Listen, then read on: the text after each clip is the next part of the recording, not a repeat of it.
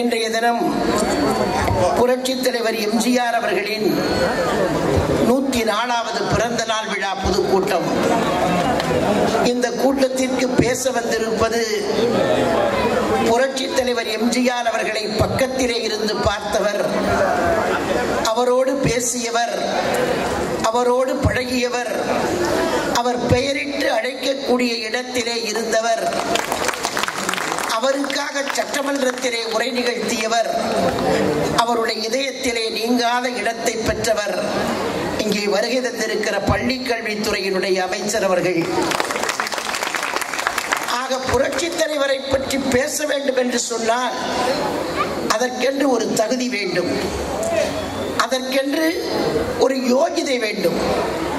அந்த யோகிதை படைத்திருக்கிற ஒருவர் இந்த மேடையிலே வீற்றிருக்கிறார் என்று சொன்னால் என்னை போன்றவர்களுக்கெல்லாம் மிக பெருமையாக இருக்கிறது.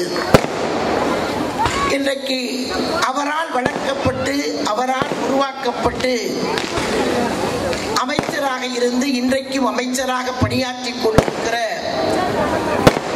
அண்ணன் செங்கோட்டையன் அவர்கள் இங்கே புரட்சித் தலைவர் எம்ஜிஆருடைய பிறந்த நாளை முன்னிட்டு சிறப்பான கருத்துக்களை அவர் இங்கே பேச வந்திருக்கிறார். நான் அதிக நேரம் எடுத்துக்கொள்ள போவதில்லை. அடுத்த தெருவிலே தான் என்னுடைய வீடு இருக்கிறது. என்னை கோயிலிலே பார்க்கலாம், மார்க்கெட்டிலே பார்க்கலாம், காலையிலே பார்க்கலாம், எப்போது வேண்டுமானாலும் என்னை நீங்கள் பார்த்துக் கொண்டே இருக்கலாம். என்னை சந்திப்பதற்கும் பேசுவதற்கும் உங்களுக்கு நிறைய வாய்ப்புகள் இருக்கிறது. ஆனால் அவர் அப்படி அல்ல. நான் காலையிலே தொலைக்காட்சியிலே பார்த்தேன், ஒரு 11 மணிக்கு அவருடைய பேட்டி ஒளிபரப்பாகிக் கொண்டிருக்கிறது. கோபிச்செட்டிப்பாளையத்திலே உட்கார்ந்து பேட்டி கொடுத்துக் கொண்டிருக்கிறார். திரும்ப 2 மணிக்கு தொலைக்காட்சியை பார்த்தால் இவரும் மாசு கட்டுப்பாட்டு வாரியத்தினுடைய சுற்றுச்சூழல் அமைச்சரும் உட்கார்ந்து பேட்டி கொடுத்துக் கொண்டிருக்கிறார்கள். ஆக 11 மணிக்கு ஒரு ஊரிலே, 3 மணிக்கு ஒரு ஊரிலே என்று உட்கார்ந்து மக்களை சந்தித்துக் கொண்டிருக்கிறார்கள். எப்படி வந்தார் என்று எனக்கு தெரியாது. ஆனால் 7 மணிக்கு இங்கே உட்கார்ந்து இருக்கிறார். நான் கூட கேட்டேன் அவருடைய உதவியாளரை பார்த்து, என்னப்பா 2 மணிக்கு அங்கே பார்த்தேனே தொலைக்காட்சியிலே, எப்படி வருவார் என்று. இல்லை, வந்து கொண்டிருக்கிறார், வந்து விடுவார் என்று சொன்னார். அந்த அளவிற்கு ரொம்ப வேகமாக சுறுசுறுப்பாக பணியாற்றக்கூடியவர். புரட்சித் தலைவர் எம்ஜிஆரை மட்டுமல்ல, நம்மை விட்டு மறைந்து போயிருக்கிற புரட்சி தலைவி அம்மாவையும் பார்த்து, அம்மா அவர்களை செங்கோட்டையனிடத்திலே ஒரு பொறுப்பு கொடுத்தால் அந்த பொறுப்பை செவ்வரே செய்வார் என்று சொல்லி அம்மா அவர்கள் எப்போதெல்லாம் டூர் போகிறாரோ அப்போதெல்லாம் அந்த டூரை வகுத்து கொடுத்தவர் யார் என்று கேட்டால் இங்கே செங்கோட்டையன் அவர்கள் தான். அந்த அளவிற்கு சுறுசுறுப்பாக பணியாற்றக்கூடியவர். அவருடைய நேரத்தை நான் எடுத்துக்கொள்ள விரும்பவில்லை. ஒரே ஒரு வார்த்தையை மட்டும் நான் சொல்லி விடைபெறலாம் என்று கருதுகிறேன். அவர் நிறைய பேச இருக்கிறார், நீங்களும் கேட்க வேண்டும். புரட்சித் தலைவர் எம்ஜிஆர் என்று சொன்னார் அவர் ஒரு தெய்வம்.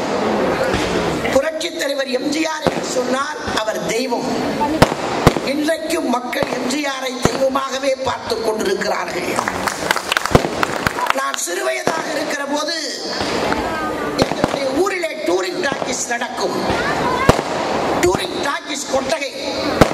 அப்ப சேரெல்லாம் கிடையாது, மண்ணை குமிச்சு வச்சு மேலதான் உட்கார்ந்து படம் பார்க்கணும். அதுல முன்னாடி உட்கார்ந்து இருக்கிறவங்க கொஞ்சம் உயரமா மண்ணை போட்டா 2 தட்டு தட்டி மண்ணை தள்ளிவிட்டு நாம உட்கார்ந்து பார்ப்போம்.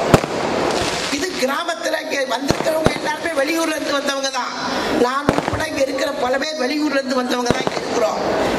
அப்ப எல்லாம் பாத்தீங்கன்னா திரைப்படத்திலே கூட புரட்சித் தலைவர் நடித்துக் கொண்டிருக்கிற போது நம்பியார் அடிக்க வருவதை கூட விரும்ப மாட்டார்கள். திரைப்படத்திலே கூட நம்பியார் கத்தி ஓங்குவதை கூட மக்கள் ஏற்றுக்கொள்ள மாட்டார்கள். எத்தனையோ வருடத்திற்கு முன்னால் அவர் முதலமைச்சர் ஆவதற்கு முன்னாலேயே மக்கள் அவரை தெய்வமாகவே பார்த்துக் கொண்டிருக்கிறார்கள். இன்றைக்கும் அப்படித்தான் நேசித்துக் கொண்டிருக்கிறார்கள். அனைத்து இந்திய அண்ணா திராவிட முன்னேற்ற கழகத்தை சார்ந்தவர்கள் புரட்சித் தலைவர் பெயரை சொன்னால் அவர் எங்களை வளர்த்தார், ஆளாக்கினார், உருவாக்கினார், நாட்டுக்கு அடையாளம் காட்டினார், எங்களுக்கு அவருடைய பெயரை சொல்லலாம். ஆனால் இந்த 3 மாசமா கொஞ்சம் பேருக்கு வியாதி வந்து, என்ன வியாதின்னு கேட்டீங்கன்னா, எம்ஜிஆர் பேரை சொன்னா வண்டி ஓடுன்ற நிலையில வியாதி வந்திருக்கு. எம்ஜிஆர் பேரை சொல்றவெல்லாம் பெரிய ஆளுன்னா இதை நாடு எப்பவுமே ஏற்றுக்கொள்ள முடியாது. ஒருவர் சொல்லுகிறார், நான் மடியில உட்கார்ந்திருந்தேன். நான் கூட தான் மடியில உட்கார்ந்திருந்தேன். என்னை தூக்கி புரட்சி தலைவர் எம்ஜிஆர் வளர்மதின்னு பேர் வச்சாரு.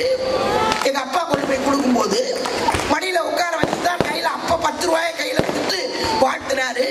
அதுக்காக எம்ஜிஆர் என்னை மடியில தூக்கி வச்சாரு. நாங்க தனி கட்சி ஆரம்பிக்க முடியுமா? கட்டையால் அடிப்பான், கட்டையால் அடிப்பான் நாட்டு மக்கள். எம்ஜிஆர் பெயரை சொல்றவங்க எல்லாம் எம்ஜிஆர் ஆகிடவே முடியாது. எம்ஜிஆர் எம்ஜிஆர் தான்.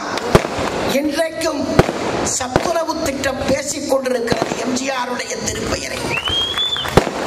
எத்தனையோ பேர் வந்தார்கள். அந்த திட்டத்தை நிறுத்த முடிந்ததா? அவர் இந்த திட்டம் கொண்டு வந்த உடனே சொன்னார்கள், எப்படி சோறு போடுவீர்கள்? பட்ஜெட்ல இல்லையே பணம், கஜானாவில் இல்லையே. உடனே எம்ஜிஆர் சொன்னார், பிச்சை எடுத்தாவது சோறு போடுவீர்கள் சொன்னார். பிச்சை எடுத்துக் கொண்டிருந்தால் நீங்கள் சொத்தை விட்டு சோறு போடுவீர்கள் என்று சொன்னார். சொத்தை விட்டு விட்டால் நீங்கள் உங்கள் மனைவியின் சாப்பாட்டுக்கு என்ன செய்வீர்கள் என்று கேட்டார்கள். உடனே புரட்சி தலைவர் எம்ஜிஆர் சொன்னார், இந்த நாட்டு மக்கள் மத்தியிலே ஒவ்வொரு வீட்டு திண்ணையிலே போய் உட்கார்ந்து ஒவ்வொரு நேரமும் பிச்சை எடுத்து சாப்பிடுவேனே தவிர சத்துணவை மட்டும் கைவிட மாட்டேன் என்று சொன்னார். இன்றைக்கு பேசப்பட்டுக் கொண்டிருக்கிறது. எத்தனை டாக்டர், எத்தனை வக்கீல், எத்தனை இன்ஜினியர் அந்த சத்துணவை சாப்பிட்டு விட்டு வந்திருக்கிறார்கள். ஆகவேதான் எம்ஜிஆருடைய பிறந்த நாளை கொண்டாடக்கூடிய தகுதி எங்களுக்கு மட்டும்தான் இருக்கிறது. வேறு யாரும் எம்ஜிஆருடைய பெயரை சொல்லவே முடியாது, யாரும் உச்சரிக்கவே முடியாது. எங்களுக்கு மட்டும்தான் அந்த தகுதி இருக்கிறது. இன்றைக்கு எம்ஜிஆருடைய பெயரை சொல்லி ஓட்டு வாங்கலாம் என்று கணக்கு போடுகிறார்கள். இன்றைக்கும் எம்ஜிஆருடைய வாக்கு வங்கியை எந்த கொம்பனாலும் பிடுங்கவே முடியாது. ஒரு வயதான அம்மாவை பார்த்து கூப்பிட்டு கேளுங்கள், என் ஓட்டு ரெட்டலைக்குன்னு தான் சொல்லும். அதுக்கு கண்ணே தெரியாது, ஆனா ரெட்டலைக்கு தான் போடுவேன்னு சொல்லும். அந்த அளவுக்கு மக்கள் மனதிலே ஆழமாக பதிந்தவர் புரட்சி தலைவர் எம்ஜிஆர் அவர்கள். புரட்சி தலைவர் வழியிலேதான் அம்மாவும் ஆட்சி நடத்தினார், அம்மாவும் கட்சி நடத்தினார். இயற்கை நம்மை அழைத்துக் கொண்டது. அதற்கு பிறகு அண்ணன் எடப்பாடி பழனிசாமி அவர்கள் இப்போது இந்த நாட்டை ஆண்டு கொண்டிருக்கிறார். எப்படியாவது இந்த ஆட்சி போயின்னு வரைஞ்சு கட்டிக்கிட்டு நிக்கிறான் மு க ஸ்டாலின். அதுல பாத்தீங்கன்னா மு.க. ஸ்டாலின் இப்ப எடப்பாடி பழனிசாமி அவர்கள் தமிழ்நாட்டினுடைய முதலமைச்சர் வீதி வீதியா போறாரு, தெரு தெருவா போறாரு, ஊர் ஊரா போறாரு, நாத்துல கை வைக்கிறாரு, கடத்துமேட்டுக்கு போறாரு, வயல்ல நடக்கிறாரு. நீங்க எல்லாம் பார்த்துட்டு இருக்கிறீங்க. கொரோனா காலத்துல யாருமே வெளியே வரக்கூடாது எல்லாரையும் சொல்லிட்டு அவர் ஊர் சுத்திட்டே இருந்தாரு தமிழ்நாட்டினுடைய முதலமைச்சர். ஆனா ஒரே ஒரு ஆள் மட்டும்தான் கொரோனா காலத்திலையும் சரி, எந்த காலத்திலையும் சரி, அந்த மேக்கப் கலையாம நாளுக்கு ஒரு விக்கு செங்கோட்டையில் உட்கார்ந்து இருக்கிறார், கமலக்கண்ணன் உட்கார்ந்து இருக்கிறார். நல்ல காத்தடிக்கட்டு, 2 ஃபேனை கூட ஓட விடுங்க, 2 சைடையும் 4 ஃபேனை ஓட விடுங்க, முடி கலையாது, அப்படியே தான் இருக்கும். அது ஒரிஜினல். அதே ஃபேனை இதே இடத்துல திமுக காரனை பார்த்து நான் கேட்கிறேன், ஒரு கூட்டம் போடும், மு.க. ஸ்டாலின் கொண்டு உட்கார, அங்க ஒரு ஃபேன், இங்க ஒரு ஃபேன், அங்க ஒரு ஃபேன், 3 ஃபேன் வை. அவன் அந்த இடத்துல ஒழுங்கா ஒரு நிமிஷம் உட்கார்ந்துட்டான்னா ஏன்னா உட்கார மாட்டான். ஏன்னா விக்கு டிசைனுக்கு ஒரு விக்கு. நீங்க பாருங்க, நீங்க நல்லா ஷார்ப்பா கவனிச்சு பாருங்க. இன்னைக்கு ஒரு ஸ்டைல் இருக்கும், நாளைக்கு ஒரு ஸ்டைல் இருக்கும், நாளைக்கு ஒரு ஸ்டைல் இருக்கும். அப்படியே ஸ்டிப்பா, அப்படியே டோப்பா. கொரோனா காலத்துல கூட ஓடி ஓடி உழைச்சாங்க எங்க மந்திரிகள்லாம். மழை வெள்ள காலத்துல ஓடி ஓடி உழைச்சாங்க. ஆனா உட்கார்ந்த இடத்திலேயே போஸ் கொடுத்துக்கிட்டு இந்த ஆட்சியை மாத்தி தீர்வேன். அதை விட பெரிய வேடிக்கை என்னன்னா, முந்தானத்து சொல்றார், 234 தொகுதிகளிலேயும் திமுக தான் வெற்றி பெறும். அடேங்கப்பா, வடிவேலு ஜோக் மாதிரி இருக்கு. 234 தொகுதியிலேயும் இவங்க தான் ஜெயிப்பாங்களாம். இதை கேட்கறதுக்கு சிரிப்பா இல்ல? நேற்று கூட தமிழ்நாட்டினுடைய முதலமைச்சர் சொன்னார், ஒரு அருமையான பழமொழி சொன்னார் டி நகர்ல பேசும்போது. கேட்கிறவன் கேணப்பையலா இருந்தா எருமை ஏரோப்ளேன் ஓட்டுமா? கேட்கிறவன் கேணப்பையலா இருந்தா எருமை ஏரோப்ளேன் ஓட்டும். 234 தொகுதியில திமுக தான் வெற்றி பெறும், மீதி எந்த கட்சியுமே வராதுன்னு சொன்னா அப்புறம் ஏன்டா காங்கிரஸ் கூட வச்சிருக்கிற? நீ தானே ஜெயிக்க போற. அப்புறம் ஏன் பாவம் அந்த வைகோ இப்பதான் வந்திருக்கிறார், அவரை ஏன் கூட வச்சிருக்கிற? நீ தான் 234 ஜெயிக்க போறிய. அப்புறம் ஏன் உனக்கு கூட்டணி கட்சி? உனக்கே கூட்டணி கட்சி? நான் தயவு செய்து சொல்ல விரும்புறேன், நீ தகுடு தத்தம் போட்டேன்னா கூட தமிழ்நாட்டில் ஒரு ராசிப்படி ஒரு ஜாதகப்படி ஆட்சிக்கு வரவே முடியாது.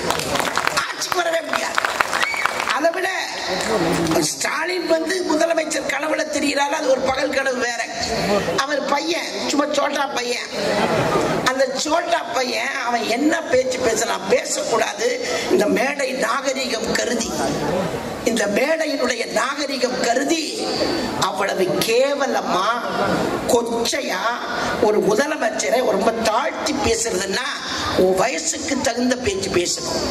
உன் வயசுக்கு தகுந்த பேச்சு. இந்த நாட்டினுடைய முதலமைச்சர் அவர் அப்படி பேசலாமா? நான் கேட்க விரும்புறேன், திமுக காரர்களை பார்த்து கேட்க விரும்புறேன்.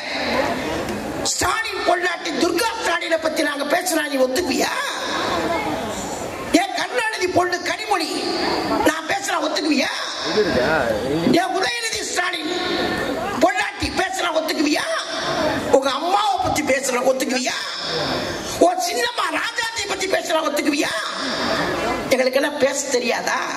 நிறைய கதை இருக்கு, எக்கச்சக்கமான கதை, எக்கச்சக்கமான கதை. கருணாநிதி கதை மட்டும் லைட்டா சொல்றேன்.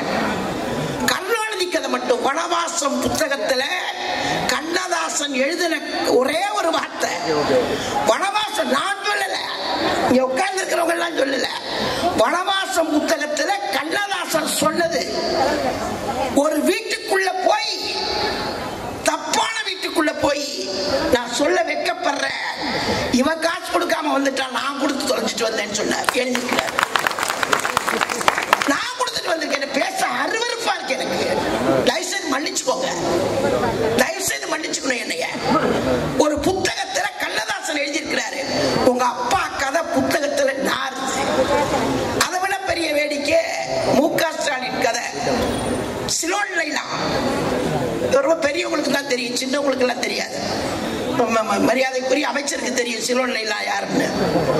சிலோன் லைலா மாடியிலிருந்து தள்ளிவிடப்பட்டு தற்கொலை செய்து கொண்டாள். எக்மோர்ல ஒரு லாட்ஜில், எக்மோர் லாட்ஜில். யாரால தெரியுமா? மு.க. ஸ்டாலினால. மு.க. ஸ்டாலின் நான் சொல்லல, இதெல்லாம் அந்த சம்பவம் நடந்து முடிந்த உடனே பத்திரிகையிலே வந்த செய்திகள். இதை ரொம்ப டீப்பா போனா ரொம்ப அருவருப்பா இருக்கும் இந்த மேடை. நான் தயவு செய்து இங்க வந்திருக்கக்கூடிய அத்தனை பேருக்கும் பணிவோடு தெரிவித்துக் கொள்வது, தயவு செய்து நாகரிகத்தோடு அரசியல் நடத்த கற்றுக்கொள்ளுங்கள். அநாகரிகமாக நீங்கள் பேச ஆரம்பித்தால் உங்களை விட அதிகமாக எங்களாலும் பேச முடியும்.